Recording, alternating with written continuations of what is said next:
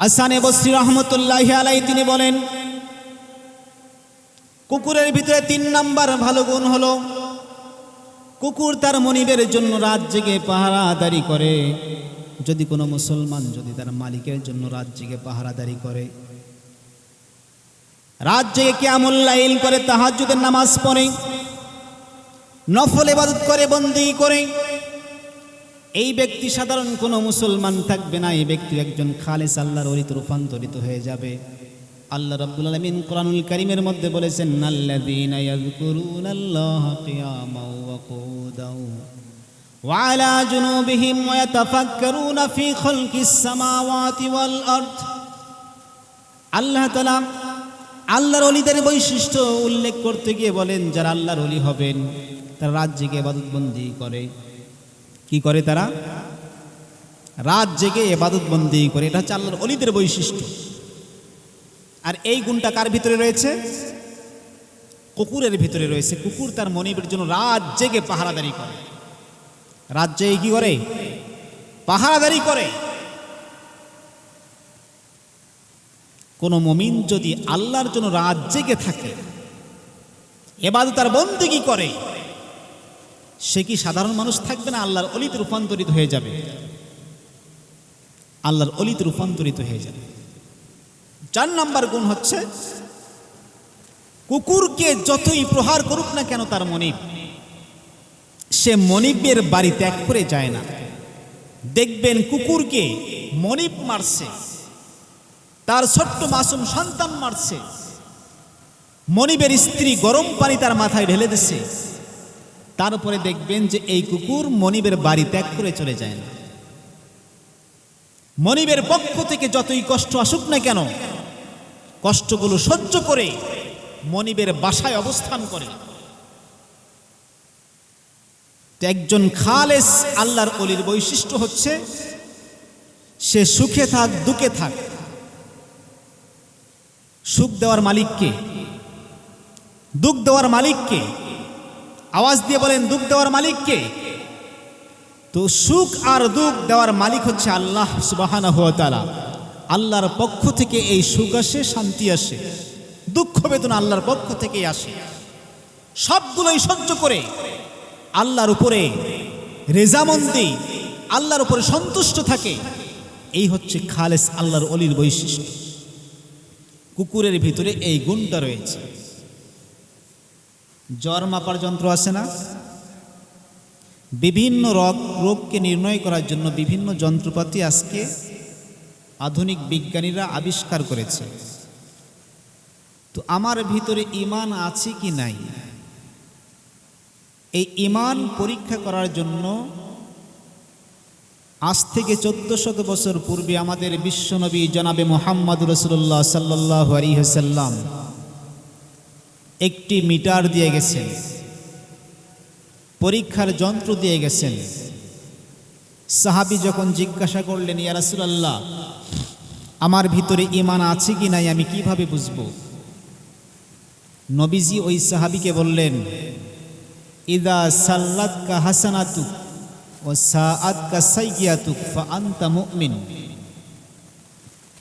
যখন তোমাকে ভালো কাজ ভালো লাগবে, খারাপ কাজ খারাপ লাগবে, ফা আনতা মুমিন, তখন তুমি মনে করবা তোমার ভিতরে এখন পর্যন্ত ঈমানের নূর অবশিষ্ট রয়েছে। সুবহানাল্লাহ। তো আপনাদেরকে যদি এ মাহফিলটি ভালো লেগে থাকে, তাহলে বুঝতে হবে আপনাদের ভিতরে ঈমানের নূর এখন পর্যন্ত বাকি রয়েছে। এটা কি আমার কথা? পয়গম্বরের কথা। পয়গম্বর বলেছেন, যদি ভালো কাজ ভালো লাগে, খারাপ কাজ খারাপ লাগে, ফা আনতা মুমিন, তাহলে তুমি মুমিন। যদি ভালো কাজ ভালো না লাগে, খারাপ কাজ খারাপ না লাগে, তাহলে তুমি পরিপূর্ণ মুমিন হতে পারো নাই। তোমার ভিতরে এখনো ঈমান, তোমার ভিতরে ঈমান শূন্যের কোঠায় চলে গেছে। আজকে সুদ খাইতে ভালো লাগে, জেনা করতে ভালো লাগে, মদ খাইতে ভালো লাগে,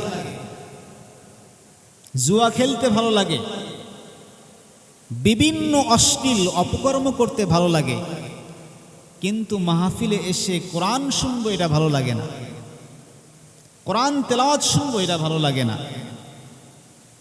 নামাজ পড়বো এটা ভালো লাগে না, পিতামাতার খেদমত করব এটা ভালো লাগে না। তাহলে বুঝতে হবে আমার ভিতরে কি ঈমান আছে? কথা বলেন, ঈমান নাই আমার ভিতরে। পয়গম্বরের ভাষ্য মতে ওই ব্যক্তির ভিতরে ঈমান নাই যে ব্যক্তির নিকটে ভালো কাজ ভালো লাগে না, খারাপ কাজ খারাপ লাগে না, সে মুমিন হতে পারবে না। এজন্য আমরা শুকরিয়া আদায় করি যে আল্লাহ তাআলা আমাদেরকে এখানে বসিয়ে রেখেছেন, মানে আমাদেরকে কোরআন ভালো লাগে, কোরআনের কথাগুলো ভালো লাগে, কোরআন তেলাওয়াত ভালো লাগে, কোরআনের তাফসীর ভালো লাগে, মানে আমার ভিতরে নূর, ঈমানের নূর এখন পর্যন্ত বাকি রয়েছে। এই জন্য আমরা আরেকবার আল্লাহর দরবারে শুকরিয়াতান কালিমাতু শুকুর জবান খুলে পড়ে নেই আলহামদুলিল্লাহ, আরেকবার আওয়াজ দিয়ে পড়ে নেই আলহামদুলিল্লাহ। সম্মানিত উপস্থিতি, রাত অনেক হয়ে গেছে, আমি অল্প সময় আপনাদের খেদমতে অল্প সময় কথা বলবো। আমি আপনাদের সামনে পবিত্র কোরআনুল কারীম থেকে দুইটি আয়াতি কারিমা তেলাওয়াত করেছি এবং বিশ্বনবী হুজুর সাল্লাল্লাহু আলাইহি সাল্লামের পবিত্র জবান মোবারক থেকে নিঃসৃত বাণীর মধ্যে থেকে কয়েকটি বাণীর অংশ পাঠ করেছি।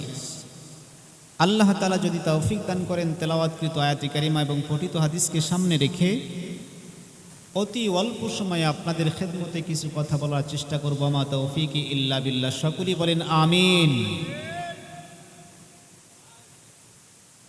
আমরা যারা এখানে উপস্থিত রয়েছি, এমনকি পৃথিবীতে যত মানুষ রয়েছে, সমস্ত মানুষের আত্মাগুলো এক জায়গায় আল্লাহ তাআলা জমা করে রেখে দিয়েছিলেন। যেই জগৎটিকে বলা হয় আলমে আরওয়াহ, জগৎটির নাম কি? আলমে আরওয়াহ, আত্মার জগৎ। আত্মার জগতে আল্লাহ তাআলা আমাদেরকে জমা করে একটি প্রশ্ন করেছিলেন, একটি ওয়াদা নিয়েছিলেন, অঙ্গীকার নিয়েছিলেন।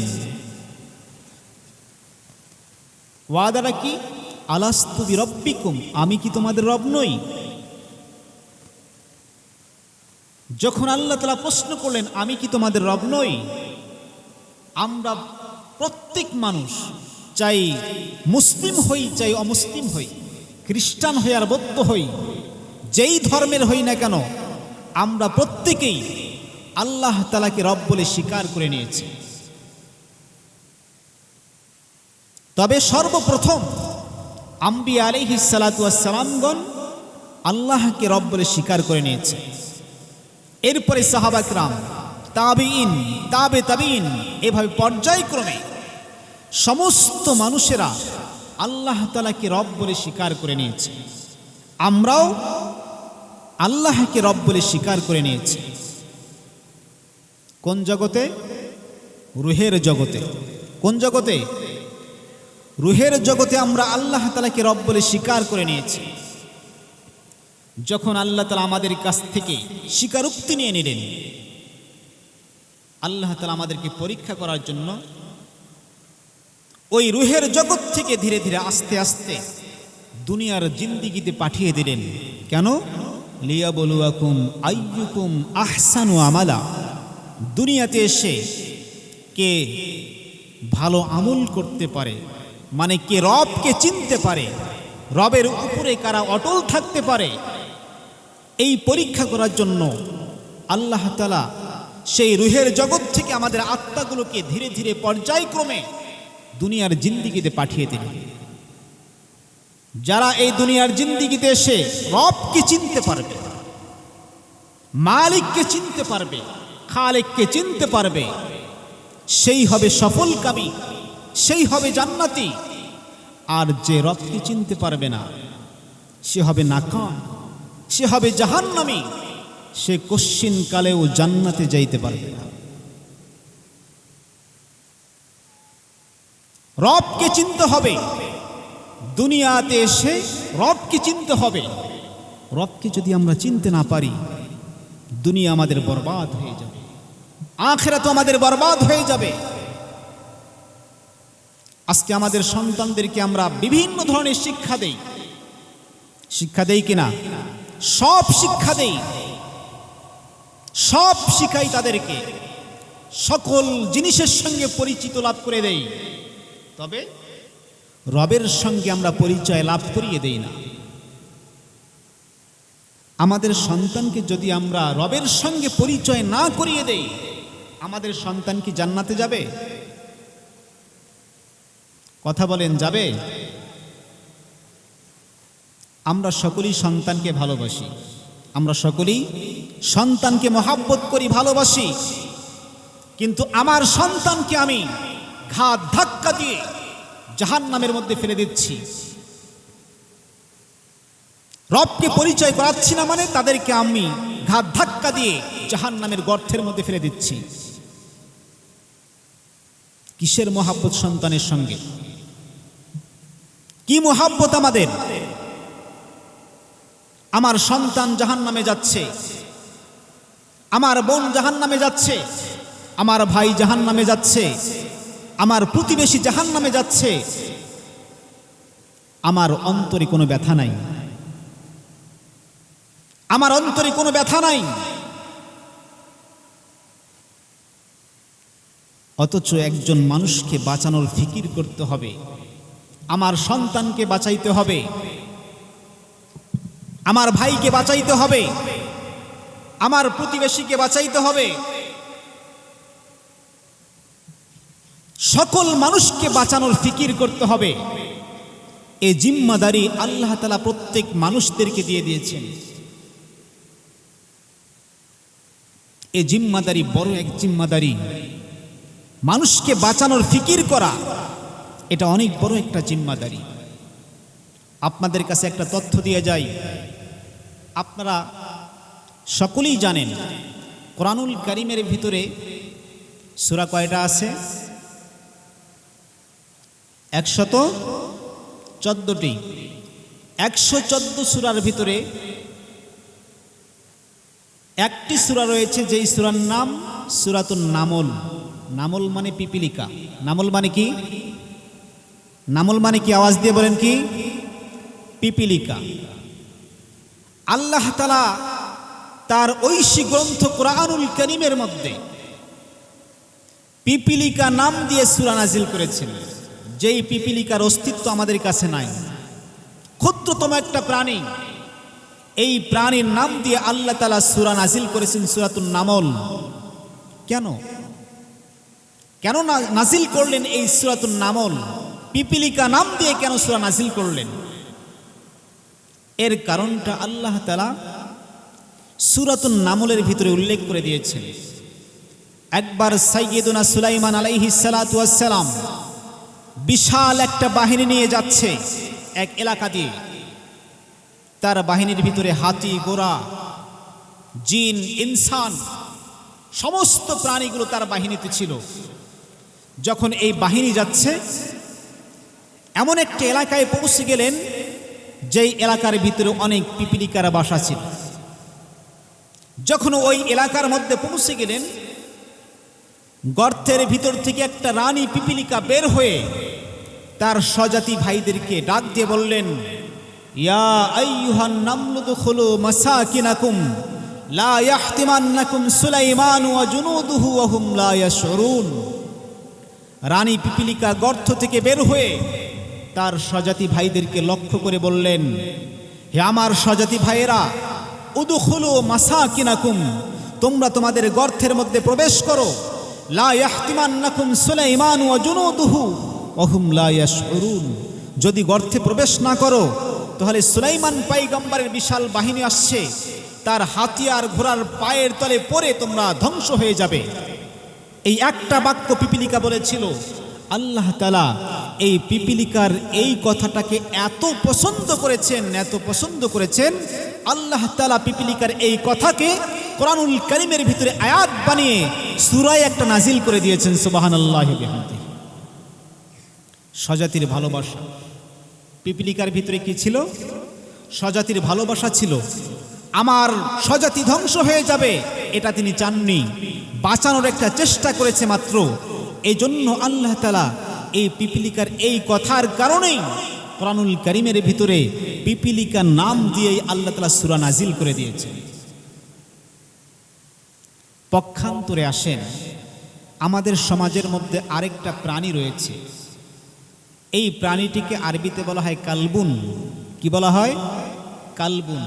বাংলায় বলা হয় কুকুর, আঞ্চলিক ভাষায় আমরা বলি কুত্তা। কি বলি? এই কুকুরের ভিতরে এমন কিছু গুণ রয়েছে, হাসানে বসরি রহমতুল্লাহি আলাইহি তিনি তার কিতাবের মধ্যে লিখেছেন, ফিল কলবি আশারু খিসালিন মাহমুদা কাযালিকা ইয়ামবাগু লিকুল্লি মুমিন। কুকুরের ভিতরে এমন 10টা গুণ রয়েছে, যদি কোনো মুমিন মুসলমান এই 10টি গুণ তার জীবনে ফিট করতে পারে, সে একজন খালেস আল্লাহর ওলিতে রূপান্তরিত হয়ে যাবে। সুবহানাল্লাহি ওয়া বিহামদিহি। কয়টা গুণ আছে কুকুরের ভিতরে? 10টা গুণ রয়েছে। আমি সবগুলো বলবো না, কয়েকটা গুণের কথা বলে আমার মূল আলোচনায় চলে যাব। কুকুরের ভিতরে 10টা এমন গুণ রয়েছে, যেই গুণগুলো যদি আমরা আমাদের জীবনে বাস্তবায়ন করতে পারি, আমরা একজন খালেস আল্লাহর ওলিতে রূপান্তরিত হয়ে যাব। গুণগুলো কি আপনারা শুনবেন? 1 নাম্বার গুণ, কুকুর মনিব ভক্ত হয়, মালিক ভক্ত, প্রভু ভক্ত। কুকুর তার মনিবকে বড়ই মহাব্বত করে, খুবই ভালোবাসে। এমনও কিতাবের ভিতরে ঘটনা আসছে, কুকুর তার মনিবের জীবনকে রক্ষা করার জন্য তার জীবনকে উৎসর্গ করে দিয়েছে। এমন ঘটনা বিভিন্ন পত্রিকায় আসতেছে, বিভিন্ন জায়গায় আসছে।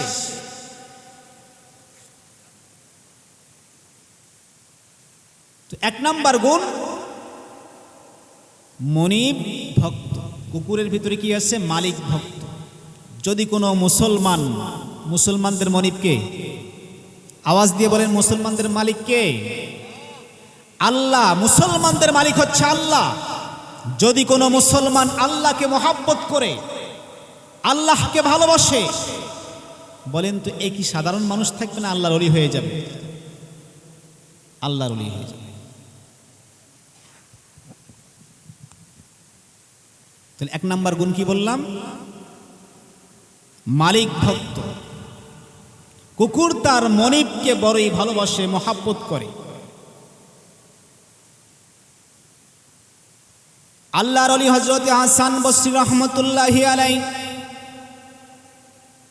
তার বিখ্যাত কিতাবের মধ্যে লেখেন, আশারু খিসালিন মাহমুদা। হাসানে বসরি রহমতুল্লাহি আলাইহি তার কিতাবের মধ্যে লেখেন, কুকুরের ভিতরে এমন 10টা ভালো ভালো গুণ রয়েছে। কাযালিকা ইয়ামবাগি লিকুল্লি মুমিনিন ফাহুয়া মুমিনুন খালিসুন। হাসানে বসরি রহমতুল্লাহি আলাইহি বলেন, কুকুরের মধ্যে এমন 10টা ভালো গুণ রয়েছে, যদি কোনো মুসলমান এই 10টা গুণ তার জীবনে বাস্তবায়ন করতে পারে, ওই বান্দা কোনো সাধারণ মানুষ থাকবে না, খাঁটি আল্লাহর ওলি রূপান্তরিত হয়ে যাবে। চিৎকার দিয়ে কোন সুবহানাল্লাহ।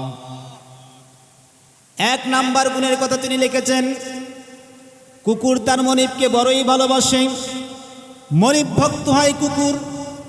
এই কুকুর তার মনিবের জন্য তার জীবনকে উৎসর্গ করে দেয়। এমন ঘটনা অনেক কিতাবের মধ্যে পাওয়া যায়। 2 নাম্বার গুণ হচ্ছে, কুকুর বেশি সময় ক্ষুধার্ত অবস্থায় থাকতে পছন্দ করে। সে অনেক সময় ক্ষুধার্ত অবস্থায় থাকতে পছন্দ করে। এটাও একটা আল্লাহর ওলিদের বৈশিষ্ট্য। আল্লাহর ওলি যারা হবে তারা ক্ষুধার্ত অবস্থায় থাকতে পছন্দ করে। আল্লাহর ওলি যারা হবে তারা কম খাবে। কুকুরের ভিতরে এই গুণটা রয়েছে, সে সর্বদাই বেশিরভাগ সময় সে ক্ষুধার্ত থাকতে পছন্দ করে। এই গুণটা যদি কোনো মুসলমান যদি গ্রহণ করতে পারে, সে একজন খাঁটি আল্লাহর ওলিতে রূপান্তরিত হয়ে যাবে। 2 নাম্বার গুণটা কি? কম খাওয়া। সে অধিকাংশ সময় ক্ষুধার্ত অবস্থায় থাকে। মনিব যদি কোনো খাবার দেয় তাহলে খায়, যদি না দেয় না খায়। কম খাওয়া, যারা আল্লাহর ওলি হয় তারা সর্বদাই কম খায়। হাসান বসরি রহমতুল্লাহি আলাইহি তিনি বলেন, কুকুরের ভিতরে 3 নাম্বার ভালো গুণ হলো, কুকুর তার মনিবের জন্য রাত জেগে পাহারাদারি করে। যদি কোনো মুসলমান যদি তার মালিকের জন্য রাত জেগে পাহারাদারি করে,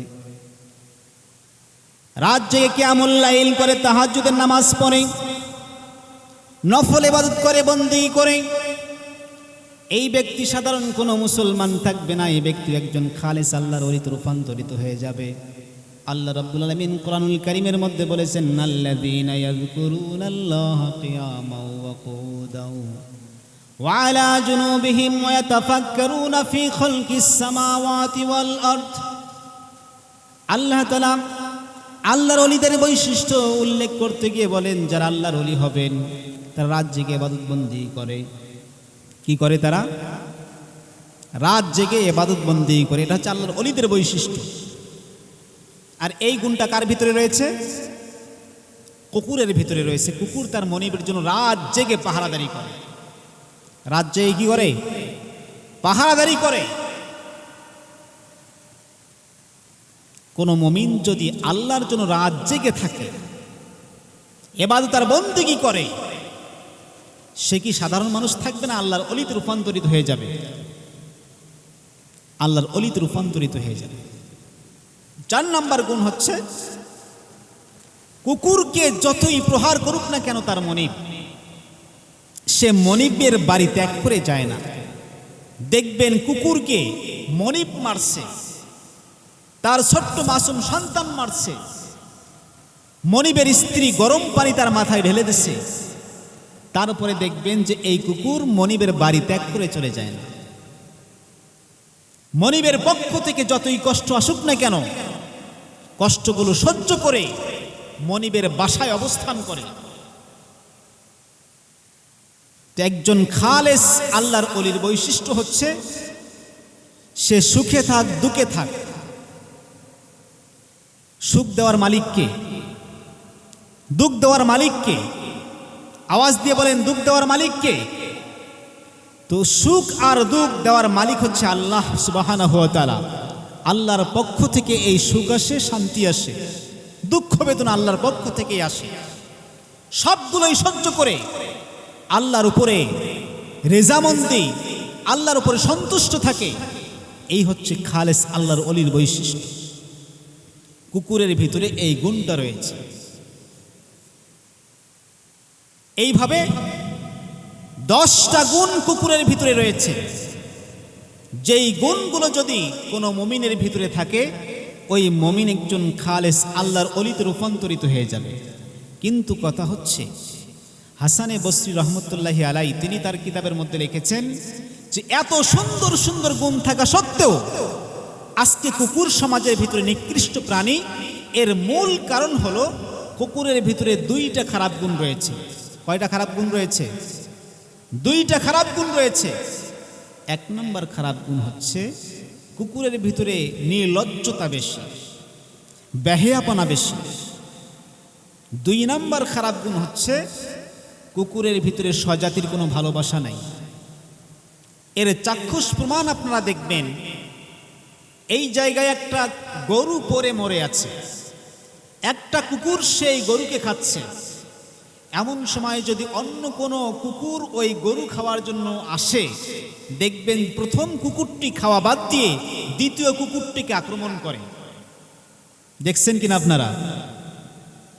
আচ্ছা, আপনাদেরকে প্রশ্ন করি, আগের কুকুর এবং পরের কুকুর এবং আরো 10টা কুকুর মিলে যদি এই গরুকে খাওয়া শুরু করে, তাও শেষ করতে পারবে? তাও শেষ করতে পারবে না। কিন্তু একটা কুকুর খাচ্ছে, আরেকটা কুকুর খাওয়ার জন্য আসতেছে, প্রথম কুকুরটা খাওয়া বাদ দিয়ে দ্বিতীয় কুকুরটাকে আক্রমণ করছে, ধাওয়া করছে। তো বোঝা গেল কুকুরের ভিতরে মহাব্বতটা বেশি, মহাব্বত বেশি, ভালোবাসা বেশি। ভালোবাসা নাই, স্বজাতির ভালোবাসা নাই। এই স্বজাতির ভালোবাসা না থাকার কারণে এত সুন্দর সুন্দর ভালো গুণ কুকুরের ভিতরে, ভালো গুণ থাকা সত্ত্বেও এই স্বজাতির ভালোবাসা না থাকার কারণে আজকে কুকুর আমাদের সমাজে নিকৃষ্ট প্রাণী। অনেক ভালো গুণ রয়েছে, তবে স্বজাতির ভালোবাসা কুকুরের মধ্যে নাই, যার কারণে কুকুরকে আজকে আমরা নিকৃষ্ট প্রাণী বলি। আর ওই দিকে দেখেন পিপিলিকার মধ্যে অন্য কোনো ভালো গুণ নাই, একটাই ভালো গুণ, তা হচ্ছে স্বজাতির ভালোবাসা। এই একটা গুণের কারণে আল্লাহ তাআলা তাকে এমন সম্মানে সম্মানিত করেছে, কিয়ামত পর্যন্ত এই পিপিলিকার নাম কোরআনের মধ্যে আল্লাহ তাআলা লিখে দিয়েছেন। স্বজাতির ভালোবাসা পিপিলিকার মধ্যে রয়েছে, কুকুরের মধ্যে নেই। তো আমাদের মধ্যে স্বজাতির ভালোবাসা থাকতে হবে কি হবে না? তো আমাদের স্বজাতি তো ইনসান, মানুষ জাতি। মানুষের ভিতরে সর্বপ্রথম হচ্ছে আমার পরিবারস্থ লোক, এদেরকে ভালোবাসতে হবে। কিভাবে ভালোবাসবো? আজকে আমার সন্তান যে জাহান্নামের আগুনে ঝাঁপ দিচ্ছে, আমি কি তাকে বাঁচানোর কোনো ফিকির করেছি? তো আমি কি তাকে ভালোবাসলাম? না আমি তার দুশমন? আমি তার দুশমন না, আমি তো তার দুশমন। আমার সন্তান নামাজে আসে না, আমার স্ত্রী নামাজে আসে না, আমার ভাই সুদ খায়, ঘুষ খায়, আমার ভাই জেনাখোর, আমার কোনোদিন অন্তরে ব্যথা লাগলো না। আমার সন্তান নামাজে আসে না, আমাকে কখনো ব্যথা লাগে না। তো বোঝা যাবে আমার ওই সন্তানের প্রতি কোনো ভালোবাসা নাই। ভালোবাসা থাকলে আমি তাকে জাহান্নামে ঝাঁপ দিতে দিতাম না, তাকে রক্ষা করতাম, বাঁচানোর ফিকির করতাম।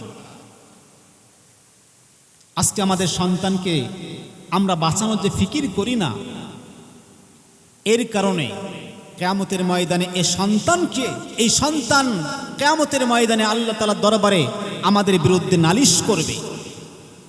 আমাদের বিরুদ্ধে নালিশ করে আমাদেরকে সঙ্গে নিয়ে জাহান্নামের মধ্যে যাবে।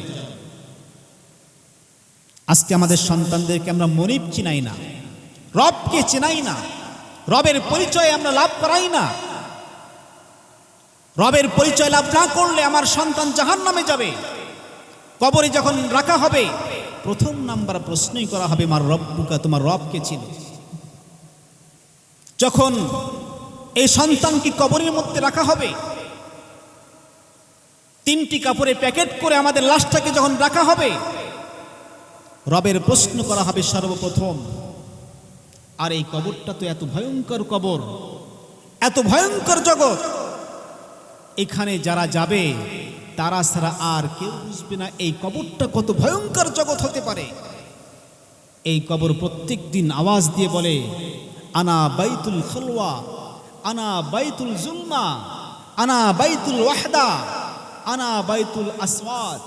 এভাবে এই কবর প্রত্যেক দিন আওয়াজ দিয়ে আমাদেরকে ডাকতেই থাকে যে বান্দারা শোনো, আমি অন্ধকারের ঘর, আমি অন্ধকারের ঘর, আমি একাকত্বের ঘর, আমি সাপ আর বিচ্ছুর ঘর, আমি ভয়ঙ্কর সাপের ঘর। তোমরা এখানে যখন আসবে ঈমান আর আমল নিয়ে আসবে। কি অবস্থা হবে আমাদের, কি অবস্থা হবে আমরা যদি রবকে না চিনি, আমাদের সন্তানকে যদি আমরা রবকে না চিনাই, আমাদের কি অবস্থা হবে? আল্লাহ রাব্বুল আলামিন বলেন, ইন্নাল্লাযীনা ক্বালু রাব্বুনাল্লাহু সুম্মা ইসতাকামু তাতানাজ্জালু আলাইহিমুল মালায়েকা আল্লা তাখাফু ওয়া লা তাহজানু ওয়া আবশিরু বিল জান্নাতিল্লাতী কুনতুম তুআদুন। আল্লাহু আকবার বলেন, আওয়াজ দিয়ে বলেন আল্লাহু আকবার। আল্লাহ রাব্বুল আলামিন আয়াতে কারিমা পয়গম্বরের উপরে নাযিল করে পয়গম্বরকে জানিয়ে দিলেন, ও পয়গম্বর আপনার উম্মতদেরকে জানিয়ে দেন, যারা আমি আল্লাহ রাব্বুল আলামিনকে রব বলে স্বীকার করে নিল, ইন্নাল্লাযীনা ক্বালু রাব্বুনাল্লাহ, যারা আমি আল্লাহ রাব্বুল আলামিনকে রব বলে স্বীকার করে নিল, সুম্মা ইসতাকামু, তার উপরে অটল থাকলো, সুম্মা ইসতাকামু তাতানাজ্জালু আলাইহিমুল মালায়েকা আল্লা তাখাফু ওয়া লা তাহজানু ওয়া আবশিরু বিল জান্নাতিল্লাতী কুনতুম তুআদুন। এই বান্দারা যখন কবরের জগতে চলে যাবে, যখন এই কবরের অন্ধকার জগতের মধ্যে চলে যাবে, সাপ আর বিচ্ছু দিয়ে যখন কবরের মধ্যে ভর্তি করে দেওয়া হবে, এমন আযাব আর আযাব হবে কবরের মধ্যে, এই সময় তার কোনো সত্যি সাথী আর সঙ্গী থাকবে না। অন্ধকার কবরের মধ্যে সকলেই কঠিন মুসিবতের মধ্যে পড়বে। আল্লাহর নবীর সাহাবী হযরত ওসমান রাদিয়াল্লাহু তাআলা আনহু যখনই তিনি কবরের পাশে যাইতেন, তিনি এত বেশি ক্রন্দন করতেন, এত বেশি ক্রন্দন করতেন, এই চোখের পানি দিয়ে তার দাড়ি মুবারককে ঘষে ফেলা হতো। সঙ্গীরা প্রশ্ন করতো, ইয়া আমিরুল মুমিনিন, আপনি এত কাঁদেন কেন কবরকে দেখে? অন্য সময় জাহান্নামের আমরা আলোচনা করি, এত কাঁদেন না, কবর দেখলে আপনি এত বেশি কেন ক্রন্দন করেন? হযরত ওসমান রাদিয়াল্লাহু তাআলা আনহু বললেন, ভাইরা শোনো, আমার পয়গম্বর সাল্লাল্লাহু আলাইহি ওয়াসাল্লাম বলেছেন এই কবরটা এত ভয়ঙ্কর কবর হবে, ইন্না আউওয়ালা মানজিলুম মিন মানাজিলিল আখিরাহ, আখিরাতের ময়দানে যাওয়ার জন্য অনেকগুলো মঞ্জিল আমাদেরকে পার হইতে হবে। সর্বপ্রথম মঞ্জিল হলো এই কবর। এই কবরের মধ্যে যারা আটকে পড়ে যাবে, সমস্ত মঞ্জিলের মধ্যে এই বান্দা আটকে পড়ে যাবে। আর কবর থেকে যে ব্যক্তি পার হইতে পারবে, অন্য অন্য জায়গার মধ্যে সে পার হয়ে যাবে। এই কবরটা তো এত ভয়ঙ্কর কবর, যখন এই কবরের মধ্যে কোনো লাশকে রাখা হবে, যদি কোনো বেনামাজি ব্যক্তিকে নামাজে ওই কবরের মধ্যে রেখে দেওয়া হয়, সঙ্গে সঙ্গে কবরের ভিতরে এমন একটা বিষাক্ত অজগর সাপ নিযুক্ত করে দেওয়া হবে। এই সাপটা এত দংশ, এমন বিষাক্ত, তার ভিতরে থাকবে, বিষ থাকবে। একবার যখন দংশন করবে, ব্যক্তির ৭০ গজ মাটির নিচে চলে যাবে, আবার দংশন করবে, আবার ৭০ হাত মাটির নিচে চলে যাবে, আর বলবে ফজরের নামাজ আদায় না করার কারণে তোমাকে আমি দংশন করব জহর পর্যন্ত। আবার জহরের সময় দংশন করবে, বলবে তুমি জহরের নামাজ না পড়ার কারণে আসর পর্যন্ত তোমাকে দংশন করতে থাকবো। আসরের নামাজ না পড়ার কারণে মাগরিব পর্যন্ত দংশন করব, মাগরিবের নামাজ না পড়ার কারণে এশা পর্যন্ত দংশন করতে থাকবো, এশার নামাজ না পড়ার কারণে তোমাকে ফজর পর্যন্ত দংশন করতেই থাকবো। এইভাবে দংশন করতেই থাকবে, কিয়ামত পর্যন্ত এই ব্যক্তিকে দংশন করতেই থাকবে। হাদিসের মধ্যে পয়গম্বর সাল্লাল্লাহু আলাইহি সাল্লাম বলেছেন, এই সাপের এমন বিষ হবে, এমন বিষ হবে, এই সাপ যদি দুনিয়ার মধ্যে একবার শ্বাস ফেলতো, দুনিয়ার সমস্ত মানুষগুলো ধ্বংস হয়ে যাইত। চিৎকার দিয়ে কন্যা নাউজুবিল্লাহ। হযরত ওসমান গনি রাদিয়াল্লাহু তাআলা আনহু বললেন, আমার পয়গম্বর সাল্লাল্লাহু আলাইহি সাল্লাম বলেছেন, কিয়ামতের ময়দানে পার হইতে হলে আমাদেরকে কয়েকটা মঞ্জিল পার হইতে হবে। সর্বপ্রথম মঞ্জিল হলো এই কবর। এই কবর যে ব্যক্তি পার হইতে পারবে, অন্য অন্য জায়গায় সে পার হইতে পারবে। আর কবরের মধ্যে যে আটকে যাবে, অন্য অন্য জায়গার ভিতরে সে আটকে পড়ে যাবে। তো এই কবরটা এত ভয়ঙ্কর হবে, ওসমান রাদিয়াল্লাহু তাআলা আনহু যখনই যাইতেন, তার চোখ থেকে দরদর করে পানি পড়ত, দরদর করে পানি পড়ত এই কবর দেখে। যখন বান্দাকে কবরের মধ্যে নেমে রাখা হবে, আযাব আসতে থাকবে চতুর্দিক থেকে। ডান দিক থেকে আযাব আসবে, বাম দিক থেকে আযাব আসবে, সামন দিক থেকে আযাব আসবে, উপর থেকে আযাব আসবে। এমন সময় চতুর্দিক থেকে যখন আযাব আসা শুরু হয়ে যাবে, এমন সময় কোরআনুল কারীম তার সামনে এসে দাঁড়িয়ে যাবে। কোরআন এসে সমস্ত আযাবগুলোকে হটায়া দেবে। এমনকি কিতাবের মধ্যে লেখছে, যখনই কোনো ব্যক্তিকে কবরের মধ্যে রেখে দেওয়া হবে, আযাব যখন চতুর্দিক থেকে আসতেছিল, এমন সময় একটা পাখি এসে তার কবরের মধ্যে পড়ে যাবে। এই পাখিটা এসে সমস্ত আযাবগুলোকে দূর করে দেবে। এই মুর্দা ব্যক্তি পাখিকে ডাক দিয়ে বলবে, ভাই তুমি কে? তুমি কিভাবে আসলা এখানে? আর আমার আযাবগুলোকে কেন হটায়া দিচ্ছ তুমি? এই পাখির জবান খুলে যাবে। পাখি বলবে, ভাই আমি তোমার হচ্ছে কোরআনুল কারীমের মধ্যে একটা সূরা, আমার নাম হচ্ছে সূরাতুল মুলুক, আমার নাম হচ্ছে সূরা মুলুক। আল্লাহ রাব্বুল আমিন আমাকে এই জন্য এখানে পাঠিয়ে দিয়েছে, তোমার কবরের মধ্যে যত আযাব আসবে, সমস্ত আযাবগুলো আমি আল্লাহর হুকুমে সবগুলো আমি হটায়া দেব। চিৎকার দিয়ে কোন সুবহানাল্লাহ। সূরাতুল মুলুকের শক্তি হবে এমন, যে ব্যক্তি প্রত্যেক দিন সূরা মুলুক তেলাওয়াত করবে, কবর থেকে আল্লাহ তাআলা তার আযাবগুলোকে এই সূরা মুলুক হটায়া দেবে। কোরআনের পাওয়ার আছে কি নাই? কোরআনের পাওয়ার আছে কি নাই? এই কোরআনের সঙ্গে আমাদের সম্পর্ক করতে হবে কিনা?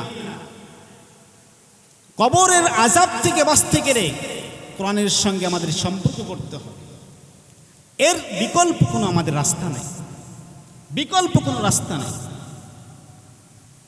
আল্লাহর পয়গম্বর সাল্লাল্লাহু আলাইহি ওয়াসাল্লাম বলেন, কুন আলিমান আও মুতাআল্লিমান আও মুহিব্বান আও নাসিরান আও কামা ক্বালা আলাইহিস সালাতু ওয়াস সালাম।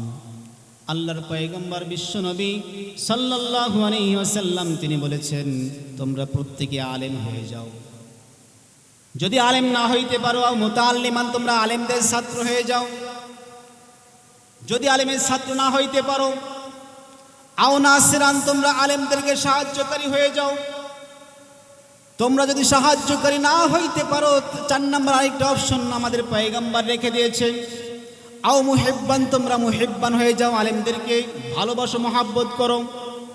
আল্লাহর পয়গম্বর সাল্লাল্লাহু আলাইহি সাল্লাম বলেছেন, কিয়ামতের ময়দানে যখন সমস্ত মানুষগুলোকে জাহান্নামের মধ্যে নিক্ষেপ করবে, এমন সময় একজন ব্যক্তি এসে বলবে, একজন আলেমের কাছে এসে বলবে, হুজুর, একদিন আপনাকে আমি 1 গ্লাস পানি পান করিয়েছিলাম, একদিন আমি আপনাকে আমি একদিন একটা মিসওয়াক দিয়েছিলাম, আপনাকে আমি একদিন 1 কাপ চা পান করিয়েছিলাম, এর কারণে আজকে আপনি আমার জন্য সুপারিশ করুন, সুপারিশ করে আমাকে আজকে জাহান্নাম থেকে বাঁচিয়ে জান্নাতের মধ্যে নিয়ে যান।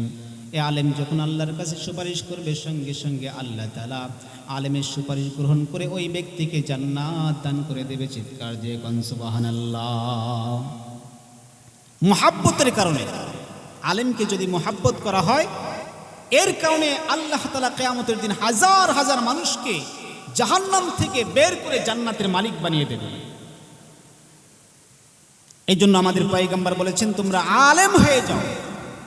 যদি আলেম না হইতে পারো, আলেমের ছাত্র হও। যদি ছাত্র না হইতে পারো, আলেমদেরকে সাহায্য করো। যদি সাহায্য করতে না পারো, আলেমদেরকে অন্তর থেকে মহাব্বত করো। যদি মহাব্বত করতে পারো, এর কারণে আল্লাহ তাআলা তোমাদেরকে কিয়ামতের ময়দানে এই মহাব্বতের কারণে জাহান্নাম থেকে বের করে তোমাদেরকে জান্নাতের মালিক বানিয়ে দেবেন। তো আলেমকে মহাব্বত করা মানে কোরআনকে মহাব্বত করা, কোরআনকে মহাব্বত করা মানে আল্লাহকে মহাব্বত করা। এই জন্য আলেমকে মহাব্বত করতে হবে কিনা, কোরআনকে মহাব্বত করতে হবে কিনা,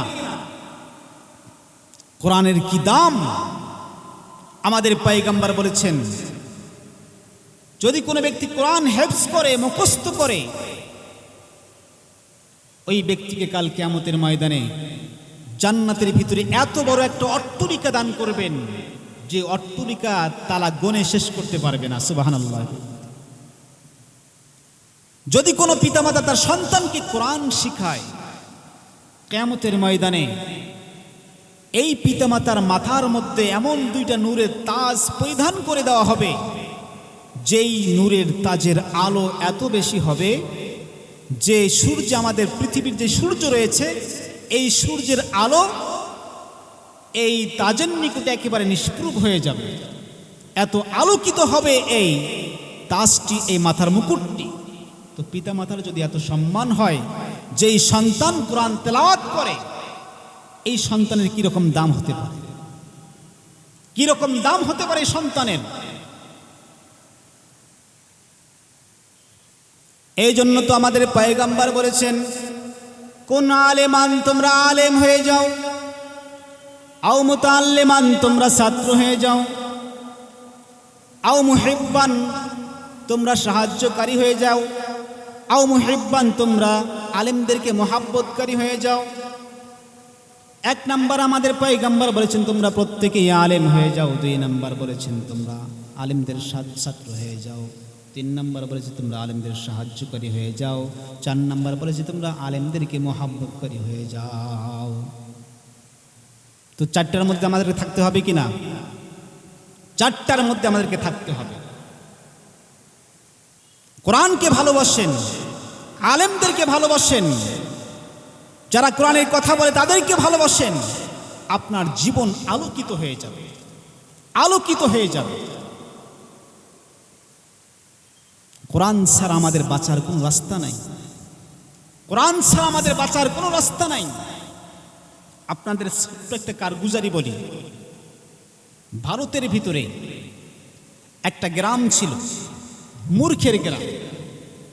ভারতের ভিতরে কি ছিল? একটা মূর্খের গ্রাম ছিল। এই গ্রামে কোরআন পড়নেওয়ালা কেউ নাই, আলেম নাই, কোরআন হাদিস বুঝবে এমন কেউ সেখানে নাই। এই গ্রামটাকে মূর্খের গ্রাম বলা হতো। ওই গ্রামে একজন ব্যক্তি মারা গেল। যখন একজন ব্যক্তি মারা গেল, এ লোকেরা বড় পেরেশানির মধ্যে পড়ে গেল। কারণ ব্যক্তি যখন মারা গেল, তার জানাজার নামাজ পড়াইতে হবে কিনা? জানাজা ছাড়া কোনো ব্যক্তিকে দাফন দেওয়া যাবে? এখন এই গ্রামের মধ্যে থেকে একজন ব্যক্তি মারা গেল, তার জানাজা দিবে, জানাজার নামাজ পড়াবে এমন কোনো ব্যক্তি এই গ্রামের মধ্যে নাই। লোকজন লোকটিকে গোসল করিয়ে রাস্তার মোড়ে গিয়ে দাঁড়িয়ে রয়েছে লাশকে নিয়ে। যদি কোনো হুজুর এই রাস্তা দিয়ে যায়, আমরা ওই ব্যক্তিকে ডাক দিয়ে তার মাধ্যমে জানাজার নামাজ আমরা পড়ে নেব। কিরকম মূর্খের গ্রাম মনে করেন।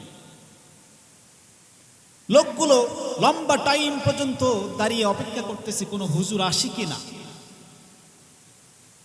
ঘটনাক্রমে দীর্ঘক্ষণ পর থাকার পরে দেখা গেল একটা লোক সাইকেল নিয়ে, সেই সময় সাইকেলের প্রচলন ছিল, মোটর সাইকেল তখনও আবিষ্কার হয়নি। সাইকেলে চড়ে একজন সরকারি চাকরিজীবী লোক ওই রাস্তা দিয়ে যাচ্ছে। মাথায় টুপি ছিল, মুখে দাড়ি ছিল। এখন মাথায় টুপি দেখে, মুখ ভর্তি দাড়ি দেখে তারা মনে করলো অবশ্যই ইনি আলেম হবে, জাননেওয়ালা কেউ হবে। সঙ্গে সঙ্গে তার কাছে দরখাস্ত করলো যে ভাইজান, মেহেরবানি করে আপনি আমাদেরকে এই লাশটির জানাজার নামাজ পড়িয়ে দেন,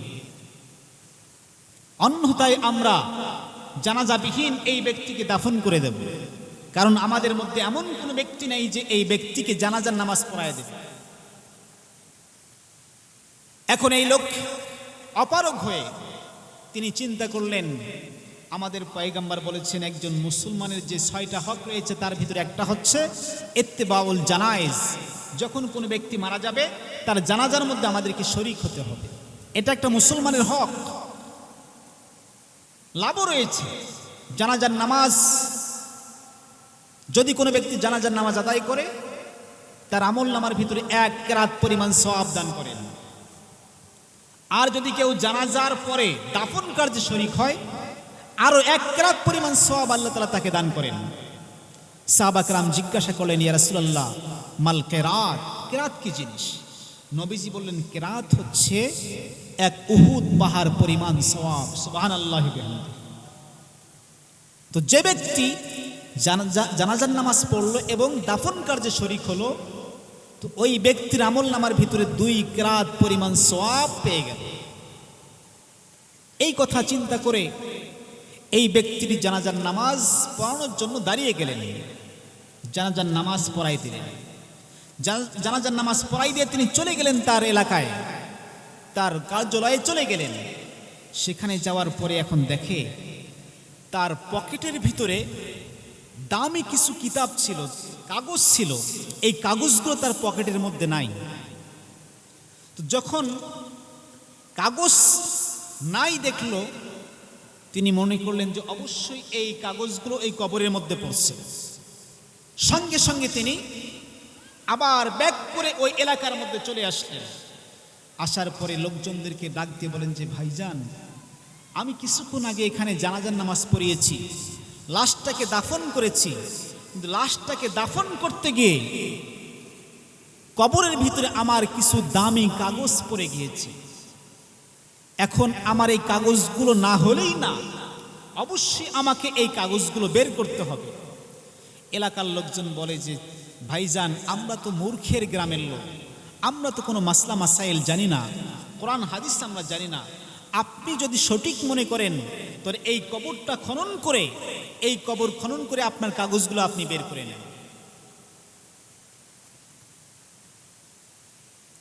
আল্লাহর বান্দা অনেক চিন্তা ফিকির করলেন, কোরআন হাদিস গবেষণা করলেন, কোরআন হাদিস গবেষণা করে তিনি চিন্তা করলেন, যদি কোনো মুসিবতের মধ্যে পড়ে যায়, কোনো হকের সঙ্গে কোনো সম্পর্ক থাকে কবরের মধ্যে, এমন সময় কবরটাকে খনন করা জায়েজ রয়েছে ইসলামী শরীয়ত মতে।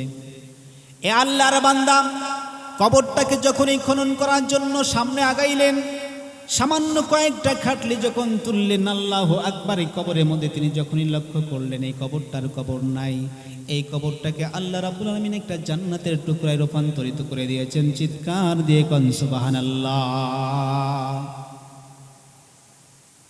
আল্লাহর বান্দা লক্ষ্য করলেন এই কবরটা বিশাল কবরে রূপান্তরিত হয়ে গেছে, নূরে নূরান্বিত হয়ে গেছে এই কবরটা। আর এমন সুঘ্রাণ এই কবরের মধ্য থেকে আসতেছিল, এই আল্লাহর বান্দা বলে, আমি জিন্দেগিতে এমন সুঘ্রাণ কোনোদিন আমার নাকের মধ্যে আসে নাই, এত সুঘ্রাণ আমি এই কবর থেকে পাইলাম। কাগজটা বের করে নিয়ে এলাকার লোকদেরকে ডাকলেন, ভাইজান আমি আপনাদেরকে একটা প্রশ্ন করতে চাই, এ আল্লাহর বান্দা দুনিয়ায় থাকা অবস্থায় কি কি নেক আমল করেছিল একটু খুলে বলুন। লোকজন বলে, ভাইজান আপনাকে আমরা কি বলবো, এই গ্রামটা তো মূর্খের গ্রাম, কেউ তো কোরআনুল কারীম পড়তে পারে না, কোরআন হাদিস জানে না, কোনো আলেমে দ্বীন নেই গ্রামের মধ্যে নাই, আমরা আল্লাহ তাআলাকে চিনি না, আমরা তো কিছুই বলতে পারবো না এই ব্যক্তি কি আমল করেছিল। তবে আপনাকে আমরা একটা পরামর্শ দিতে পারি, এই ব্যক্তির বাড়িতে একজন মেয়ে রয়েছে, তার কন্যা রয়েছে, আপনি তার বাড়িতে চলে যান, এই মেয়ে হয়তো বা কোনো কথা বলতে পারে, কোনো তথ্য দিতে পারে। এই আল্লাহর বান্দা কৌতূহল নিয়ে সঙ্গে সঙ্গে এই বান্দার বাড়িতে চলে গেল। এই বান্দার বাড়িতে যাওয়ার পরে পর্দা মেনটেন করে তার মেয়েকে ডাক দিয়ে বললেন, মা আমি তোমাকে একটা প্রশ্ন করার জন্য অনেক দূর থেকে এখানে এসেছি, বলো তো তোমার আব্বা দুনিয়ায় থাকাকালে কোন কোন নেক আমল করেছিল, যার কারণে আল্লাহ রাব্বুল আলামিন তার কবরটাকে এত সুন্দর নূরে নূরান্বিত করে দিয়েছে।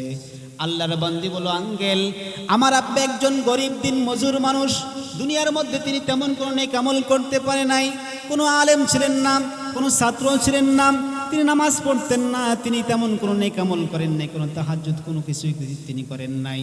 তবে আমি একটা কাজ আমি আমার আব্বার দেখেছি, তিনি প্রত্যেকদিন সকালবেলায় মাঠের মধ্যে যাইতেন, চাষ করতেন, আবার তিনি বিকেলবেলায় যখন বাসার মধ্যে আসতেন, অজু আর গোসল যখন শেষ হয়ে যাইত, অজু গোসল করে আমার বাসার ভিতরে ঢুকত। বাসার ভিতরে যাওয়ার পরে আমার ঘরের ভিতরে একটা শিকা রয়েছে, এই শিকার ভিতরে একটা সাদা কাপড় পরিহিত একটা কিতাব ছিল, একটা বই ছিল, এই বইটাকে তিনি সামনে নিয়ে আসতো। নিয়ে আসার পরে তিনি এটা খুলতেন, খুলে বলতেন, ইয়ে মেরা খোদা কা কালাম হ্যায় জো কাহা সচ কাহা হ্যায়, ইয়ে মেরা খোদা কা কালাম হ্যায় জো কাহা সচ কাহা হ্যায়, ইয়ে মেরা খোদা কা কালাম হ্যায় জো কাহা সচ কাহা হ্যায়। তিনি বলতেন, এটা আমার খোদার কালাম, যা বলেছে সত্য বলেছে, এটা আমার খোদার কালাম, যা বলেছে সত্য বলেছে, এটা আমার খোদার কালাম, যা বলেছে সত্য বলেছে। এইভাবে আল্লাহর বান্দা আমার আব্বা জান প্রত্যেক দিন সন্ধ্যাবেলায় বাসার মধ্যে আসতো, অজু আর গোসল করে এই কিতাবটা পড়তো, আর চোখের পানি ফেলাইতো, আর এইভাবে পড়তো, আর আঙ্গুল ফেরাইতো, প্রত্যেক দিন আঙ্গুল ফেরাইতো আর চোখের পানি ফেলাইতো। আমি এই কাজটা আমার আব্বার প্রত্যেক দিন এই আমলটা আমি লক্ষ্য করেছি। এ আল্লাহর বান্দা মেয়েকে ডাক দিয়ে বললেন, মা ওই কিতাবখানা তুমি আমার সামনে নিয়ে আসো। ওই আল্লাহর বান্দি মেয়েটা যখন কিতাবটা সামনে নিয়ে আসলো, আসার পরে দেখা গেল এটা অন্য কোনো কিতাব নয়, এটা তো হলো ঐশী গ্রন্থ। আল্লাহ তাআলা যেই কোরআনুল কারীমকে বিশ্ব নবীর উপরে নাজিল করেছেন, এটা হচ্ছে সেই ঐশী গ্রন্থ কালামুল্লাহ শরীফ। চিৎকার দিয়ে কোন সুবহানাল্লাহ। এ আল্লাহর বান্দা বুঝলেন, কোরআনুল কারীম পড়তে পারে নাই, শুধু আঙ্গুল ফেরাইছে কোরআনুল কারীমের উপরে, আর চোখের পানি ফেলাইছে। কোরআনকে মহব্বত করতো, কোরআনকে ভালোবাসতো, চোখের পানি ফেলাইতো আর বলতো, এটা আমার খোদার কালাম, এটা আমার খোদার কালাম, যা বলেছে সত্য বলেছে, এটা আমার খোদার কালাম, যা বলেছে সত্য বলেছে। শুধু মহব্বত করতেন, চোখের পানি ফেলাইতেন, আর চিন্তা করতেন আমি তো পড়তে পারি না, শুধু আঙ্গুল ফেরাইতেন। এই আমলটা আল্লাহ রাব্বুল আমিন এত পছন্দ করেছেন, এত পছন্দ করেছেন। কোরআনকে মহব্বত করার কারণে এই বান্দার কবরটাকে আল্লাহ তাআলা জান্নাতের টুকরা বানায় দিয়েছেন। চিৎকার দিয়ে কোন সুবহানাল্লাহ। এই জন্য তো আমার পয়গম্বর বলেছেন, কোন আলেমান, তোমরা আলেম হয়ে যাও, আও মুতাআল্লিমান, তোমরা আলেমদের ছাত্র হয়ে যাও। যদি ছাত্র না হইতে পারো, আও নাসরান, তোমরা আলেমদেরকে মহব্বত করো, সাহায্য করো। এরপর তোমরা যদি সাহায্য করতে না পারো, 4 নাম্বার একটা অপশন হয়েছে, আও মুহিব্বান, তোমরা আলেমদেরকে মহব্বত করো, কোরআনকে মহব্বত করো, ছাত্রদেরকে মহব্বত করো, কোরআনের সঙ্গে থাকো, কোরআনওয়ালাদের সঙ্গে থাকো। কোরআনওয়ালাদের সঙ্গে যারাই থাকতে পারবে, আল্লাহ রাব্বুল আলামিন কাল কিয়ামতের ময়দানে ওই ব্যক্তিদেরকে জান্নাতের মালিক বানিয়ে দেবেন। চিৎকার দিয়ে কোন সুবহানাল্লাহ। আমরা কোরআনের সঙ্গে থাকতে রাজি আছি কি নাই? একটু হাত তুলে দেখান। আমরা সকলেই কোরআনের সঙ্গে থাকতে রাজি আছি কি নাই? আল্লাহ রাব্বুল আলামিন কোরআনুল কারীমের মধ্যে বলেন, কুল হাল ইয়াস্তাবিল্লাযীনা ইয়ালামুনা ওয়াল্লাযীনা লা ইয়ালামুন ইন্নামা ইয়াতাযাক্কারু উলুল আলবাব। যারা কোরআনওয়ালা হবে এদের সম্মান আল্লাহ তাআলা এত বাড়ায় দেবেন, এদেরকে বিনা হিসেবে কাল কিয়ামতের ময়দানে আল্লাহ তাআলা জান্নাত দিয়ে দেবেন। এজন্য কোরআনের সঙ্গে সম্পর্ক আমাদেরকে রাখতে হবে। আমরা ইতিপূর্বে যা করেছি আজ থেকে আমরা তওবা করে যদি কোরআনের পথে আমরা আসতে পারি, আমাদের জীবনটা পরিবর্তন হয়ে যাবে। রাজি আছি তো ইনশাআল্লাহ? কোরআনের পথে আসতে পারবো তো ইনশাআল্লাহ? আজ থেকে তওবা করতে হবে, এখান থেকে তওবা করতে হবে। এই যে আমরা কিছু মানুষ এখানে রয়েছি, আমরা আমাদেরকে আল্লাহ তাআলা পছন্দ করেছেন বিধায় আল্লাহ তাআলা আমাদেরকে এখানে এনেছেন। তো আমরা যদি আজকে এখান থেকে তওবা করে যাইতে পারি, আর তওবা তো আল্লাহর কাছে বড়ই পছন্দ। যতই আপনি গুনাহ করেন না কেন, একবার যদি খালিস দিলে আল্লাহর কাছে তওবা করতে পারেন, একবার যদি তওবা করতে পারেন খালিস দিলে, আল্লাহ তাআলা আপনার জিন্দেগীর সমস্ত গুনাহগুলো মাফ করে দেবেন, সমস্ত গুনাহগুলো মাফ করে দেবেন যদি তওবা করতে পারেন খালিস দিলে। আল্লাহ রাব্বুল আমিন কোরআনুল কারীমের অন্য একটি আয়াতের মধ্যে বলেন, ইয়া আইয়ুহাল্লাযীনা আমানু তুবু ইলাল্লাহি তাওবাতান নাসুহা। আল্লাহ রাব্বুল আমিন বান্দাদেরকে ডাক দিয়ে বললেন, ও আমার মুহাব্বতের বান্দারা তোমরা শোনো, ইয়া আইয়ুহাল্লাযীনা আমানু তুবু ইলাল্লাহি তাওবাতান নাসুহা। তোমরা যতই গুনাহ করো না কেন, নফসের উপরে জুলুম করো না কেন, তোমরা যদি আমার কাছে একবার ফরিয়াদ করতে পারো, আমার কাছে যদি একবার চোখের পানি ফেলাইতে পারো, আমার কাছে যদি কান্নাকাটি করতে পারো, যদি গভীর রাত্রে উঠে আমার কাছে দু চোখের পানি ফেলে 2 রাকাত নামাজ শুরু করে দিল। আবার যখন বলা হলো ভাই তুমি কেন কান্দো, এ আল্লাহর বান্দা আরো বেশি কান্না শুরু করে দিল। আবার যখন বলা হলো তুমি কেন কান্দো, এই ব্যক্তি ওমরকে ডাক দিয়ে বললেন, ভাই আমি আপনাকে একটা কথা বলতে চাই, আমি এমন একটা অন্যায় কাজ করেছি, এই অন্যায়ের কথা মনে পড়ে আমার কান্না আসতেছে। তবে কি অন্যায় করছি আমি আপনাকে বলতে পারবো না, আপনি যদি মেহেরবানি করে আমাকে বিশ্বনবীর দরবারে নিয়ে যাও, আমি বিশ্বনবীর দরবারে গিয়ে আমার গুনার কথা বলে দেব। হযরত ওমর রাদিয়াল্লাহু তাআলা আনহুর সঙ্গে সঙ্গে যুবককে নিয়ে গেলেন বিশ্বনবীর দরবারে। বিশ্বনবীর দরবারে যখনই নিয়ে যাওয়া হলো, এই যুবক বিশ্বনবীর দরবারে গিয়ে কান্না শুরু করে দিল।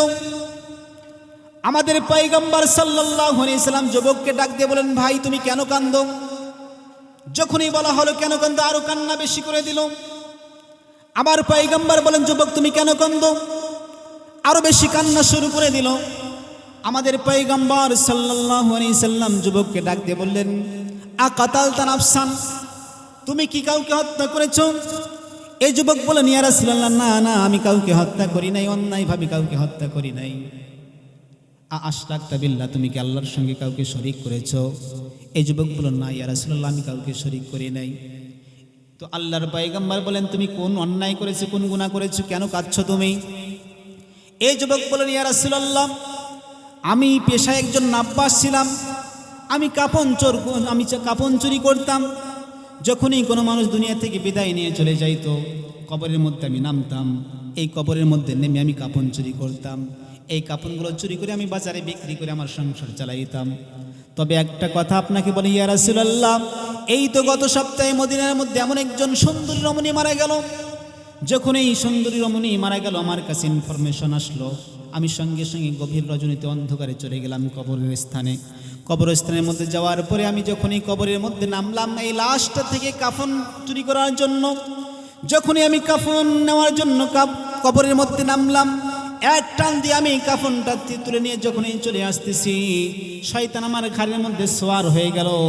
এই শয়তান আমাকে ডাক দিয়ে বলে, হে যুবক শোনো, তুমি শুধু কাফন নিয়ে চলে যাচ্ছ, এখানে এমন একজন সুন্দরী রমণীর লাশ এখানে পড়ে রয়েছে, তুমি জিন্দিগিতে এমন সুন্দরী রমণীকে তোমার জিন্দিগিতে কোনোদিন দেখো নাই। এই যুবক বলল, ইয়া রাসূলুল্লাহ, আমি শয়তানের ধোঁকায় পড়ে গেলাম। সঙ্গে সঙ্গে আবার ঘুরে তাকাই দেখলাম, কাপড় নিয়ে আবার নামলাম আমি কবরের মধ্যে। যখনই আমি নামলাম তখন দেখলাম এত সুন্দর একজন রমণী সেখানে শায়িত অবস্থায় রয়েছে, যেন পূর্ণিমার চাঁদ আল্লাহ তাআলা এই কবরের মধ্যে নামিয়ে দিয়েছে। আমি আবার দেখে আবার উঠে চলে আসলাম। শয়তান আমার ঘাড়ের উপর সওয়ার হয়ে গেল। শয়তান এসে বলে, এ যুবক, এমন সুন্দর রমণীকে তুমি কোনোদিন বিবাহ করতে পারবে না, তুমি তো গরিব মানুষ, কোনোদিন এত সুন্দরী রমণীকে বিবাহ করতে পারবে না। তোমাকে আমি একটা কথা বলি, আজকে নির্জন এলাকার মধ্যে এই কবরস্থানের মধ্যে যদি তুমি এই যুবতীর সঙ্গে তোমার চরিতার্থ পূরণ করতে পারো তো তোমাকে আজকে কেউ বাধা দেবে না। এই যুবক বলল, ইয়া রাসূলুল্লাহ, আমি শয়তানের ধোঁকার মধ্যে পড়ে গেলাম, আবার কবরের মধ্যে নামলাম, আমি অন্যায় অপকর্ম করে চলে আসলাম। যখনই আমি চলে উঠে আসলাম আমার কানের মধ্যে আওয়াজ আসলো, একটা মেয়ে ডাক দিয়ে বলতেছে, আল্লাহর বান্দা, আমাকে এই কবরস্থানের মধ্যে তুমি উলঙ্গ করে ফেললাম, আমাকে নাপাক করে ফেললাম, কাল কিয়ামতের ময়দানে আমি আল্লাহ তাআলার দরবারে কিভাবে উঠব? এই যুবক বলল, ইয়া রাসূলুল্লাহ, আমি খাইতে যাই আওয়াজগুলো আমাকে ধাওয়া করে, আমি শুইতে যাই আমাকে আওয়াজগুলো ধাওয়া করে, আমি চলাফেরা করি আওয়াজগুলো আমাকে ধাওয়া করে। আমি মনে করলাম এই আসমানের নিচে জমিনের ওপরে আমার চাইতে বড় গুনাহগার আর কেউ নাই। আমি এই জন্যই কবরের পাশে বসে বসে আমি ক্রন্দন শুরু করে দিয়েছি। আমাদের পয়গম্বর সাল্লাল্লাহু আলাইহি সাল্লাম যখনই শুনলেন কাহিনী, সঙ্গে সঙ্গে তিনি বললেন, তুমি অনেক বড় একটা গুনাহ করেছ। যখনই আমাদের পয়গম্বর এই কথাটা বলল, সঙ্গে সঙ্গে এই সাহাবী দৌড়ে একটা জঙ্গলের মধ্যে চলে গেল। সেখানে গিয়ে এমন কান্নাকাটি শুরু করলো, খানাপিনা ত্যাগ করলো, একমাত্র আল্লাহর কাছে কান্নাকাটি রোনাজারি শুরু করলো। খানাপিনা বিবি বাচ্চা সবগুলো ত্যাগ করে আল্লাহর কাছে রোনাজারি শুরু করে দিয়ে দিল। আল্লাহ রাব্বুল আমিন মেহেরবানি করে এই বান্দার তওবাকে কবুল করে নিয়ে নিল। আল্লাহ তাআলা কোরআনুল কারীমের মধ্যে বলেছেন, ইয়া আইয়ুহাল্লাযীনা আমানু তুবু ইলাল্লাহি তাওবাতান নাসুহা। এই আল্লাহর বান্দা যখনই তওবা করলো, এই তওবাটা এমন ভাবে গ্রহণ করা হলো, এক মাস পরে হযরতে জিবরিল আলাইহিস সালাতু ওয়াস সালাম আল্লাহ রাসূলের কাছে আগমন করলেন। আল্লাহ রাসূলকে ডাক দিয়ে বললেন, ইয়া রাসূলুল্লাহ, আল্লাহ রাব্বুল আমিন আমাকে আপনার কাছে কয়েকটা প্রশ্ন করার জন্য দুনিয়ার মধ্যে পাঠিয়ে দিয়েছেন। এক নম্বর প্রশ্ন করতে বলেছেন, বলেন তো আপনি কি মানুষকে সৃষ্টি করেছেন না আল্লাহ তাআলা মানুষকে সৃষ্টি করেছেন?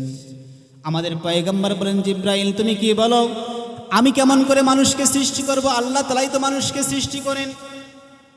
দুই নম্বর প্রশ্ন করতে বলেছেন, আপনি মানুষকে রিজিক দেন না আল্লাহ তাআলা মানুষকে রিজিক দেন? বিশ্বনবীজি বলেন, জিবরাইল তুমি কি বলো, আমি কেমন করে রিজিক দেব? আল্লাহ তাআলাই তোমাকে রিজিক দেন। তিন নম্বর প্রশ্ন করতে বলেছেন, আল্লাহ বান্দার গুনাহ তুমি কি মাফ করো? আপনি মাফ করেন না আল্লাহ তাআলাই মাফ করেন? বিশ্বনবীজি বললেন, জিবরাইল তুমি কি বলো, আমি কেমন করে মাফ করব? আমি তো একজন গুনাহ করনিয়ার, আমি তো একজন মানুষ, আমি কেমন করে বান্দার গুনাহকে মাফ করতে পারি? হযরত জিবরিল বললেন, ইয়া রাসূলুল্লাহ, এক মাস পূর্বে একজন ব্যক্তি গুনাহ করে আপনার কাছে আসছিলেন তওবা করার জন্য, আপনি তার তওবাগুলোকে মাফ করেন নাই, কিন্তু আল্লাহর দরবারে সে এমন খালেজ দিলে তওবা করেছে, আল্লাহ রাব্বুল আমিন তার জিন্দেগীর গুনাহগুলো মাফ করে তাকে জান্নাতের মালিক বানিয়ে দিয়েছেন। চিৎকার দিয়ে কোন সুবহানাল্লাহ। তো যে ব্যক্তি তওবা করবে আল্লাহ তাআলার নিকটে সে খালেস মাসুম ব্যক্তিতে রূপান্তরিত হয়ে যাবে। তো রাত অনেক হয়ে গেছে, যেহেতু আমরা এখানে আসছি কোরআনের মাহফিলে তওবা করার জন্য আসছি, এই জন্য আমরা তওবা করার জন্য রাজি আছি তো ইনশাআল্লাহ? সমস্ত ধরনের গুনাহ বর্জন করে আমরা কোরআনের পথে আসব, কোরআনের সঙ্গে থাকব, কোরআন অনুযায়ী আমাদের জীবনকে পরিচালনা করব। আমরা রাজি আছি তো ইনশাআল্লাহ?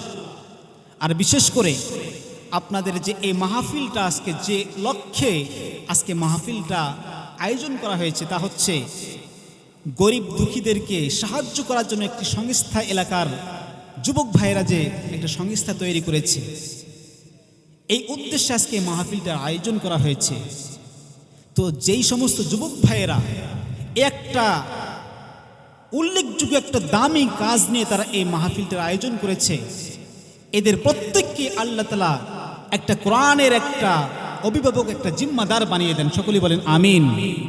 সকলকে কোরআনওয়ালা বানিয়ে দেন, সকলকে কোরআনের প্রেমিক বানিয়ে দেন, সকলকেই কোরআনের একজন খাঁটি একজন খাদেম বানিয়ে দেন। আল্লাহ রাব্বুল আমিন আমাদেরকে সকলকে এখানে যা আলোচনা করা হলো, যা বলা হলো, সকলকে এর উপরে আমল করার তৌফিক দান করেন। সকলেই বলেন আমিন।